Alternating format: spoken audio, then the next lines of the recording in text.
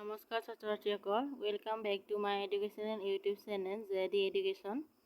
মই তোমালোকক আজি শংকৰদেৱ শিশু নিকেতনৰ ক্লাছ 6ৰ ছ'চিয়েল ছায়েন্সৰ আদিপ্ৰস্তৰ যুগ নামৰ লেচনটোৰ কুৱেশ্যন এনচাৰখিনি দিম। কুৱেশ্যন নম্বৰ 1ৰ কটো দিয়া আছে, কেতিয়াৰ পৰা পৃথিৱীত মানুহৰ বসতি আৰম্ভ হৈছিল? ইয়াৰে এনচাৰটো হৈছে ইতিহাসে ঢুকি নোপোৱা কালৰে পৰা পৃথিৱীত মানুহৰ বসতি আছিল।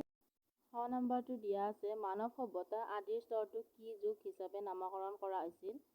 মানৱ সভ্যতা আদিম স্তৰটোক আদিপ্ৰস্তৰ যুগ বুলি নামকৰণ কৰা হৈছিল। গ নম্বৰটো দিয়া আছে, আদিম যুগৰ মানুহে ক'ত বাস কৰিছিল? আদিম যুগৰ মানুহে গছৰ তলত বা গুহাত বাস কৰিছিল। খ নম্বৰটো দিয়া আছে, আদিপ্ৰস্তৰ যুগৰ মানুহে ব্যৱহাৰ কৰা সঁজুলি আৰু অস্ত্ৰ-শস্ত্ৰবোৰ কেনেকুৱা আছিল? ইয়াৰে এনচাৰটো হৈছে আদিম যুগৰ মানুহে ব্যৱহাৰ কৰা সঁজুলি আৰু অস্ত্ৰ-শস্ত্ৰবোৰ সূতা আৰু সহতা আছিল। 2 নম্বৰটো দিয়া আছে, খালী ঠাই পূৰ কৰা।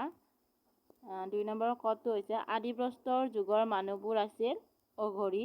খ নম্বৰটো হৈছে আদিপ্ৰস্তৰ যুগৰ মানুহে গছৰ তলত বা গুহাত বাস কৰিছিল। গ নম্বৰটো আছে আদিম যুগৰ মানুহবোৰ প্ৰধানকৈ আছিল চিকাৰী আৰু খাদ্য সংগ্ৰহ। ঘ নম্বৰটো দিয়া আছে, আদিপ্ৰস্তৰ মানুহে খাদ্যবস্তুবিলাক কেঁচাই খাইছিল। সম্ভৱতঃ এই যুগৰ শৱদেহ সংস্কাৰ কৰাৰ ব্যৱস্থা নাছিল। 3 নম্বৰ কটো দিয়া আছে, আদিপ্ৰস্তৰ যুগৰ মানুহবোৰে বিভিন্ন ধাতুৰ অস্ত্ৰ-শস্ত্ৰ আৰু সঁজুলি তৈয়াৰ কৰি লৈছিল। এইটো হৈছে অশুদ্ধ। আদিপ্ৰস্তৰ যুগৰ মানুহবোৰে শিলৰ সঁজুলি আৰু জন্তুৰ হাড় আদিৰেহে অস্ত্ৰ-শস্ত্ৰ তৈয়াৰ কৰিছিল। খটো দিয়া আছে, আদিপ্ৰস্তৰ যুগৰ মানুহে চিকাৰৰ সন্ধানত বা খাদ্য বিচাৰি সঘনে ঠাই সলনি কৰিবলগীয়া হৈছিল। ইয়াৰ উত্তৰটো হৈছে শুদ্ধ। গ নম্বৰটো দিয়া আছে, জুইৰ আৱিষ্কাৰ আৰু ব্যৱহাৰে মানৱ সভ্যতাৰ বহুতো পৰিৱৰ্তন আনে। এইটো হৈছে শুদ্ধ।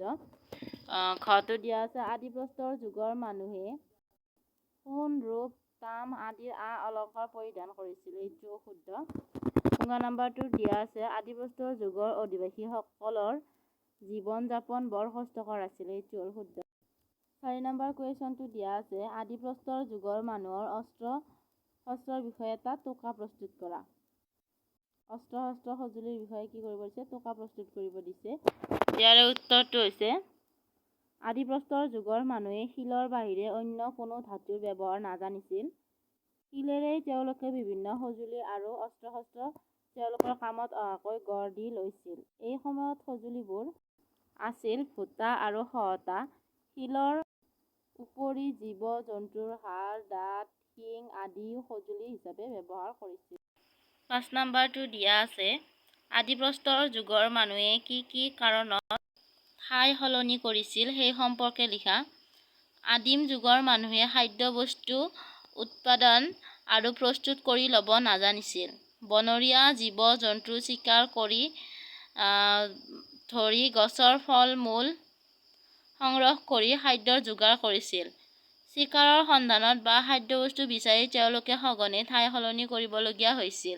6 নম্বৰটো দিয়া আছে, আদিপ্ৰস্তৰ যুগৰ মানুহৰ জীৱন-যাপন বৰ কষ্টকৰ। কথাষাৰ যুক্তিযুক্ততা নিৰূপণ কৰা।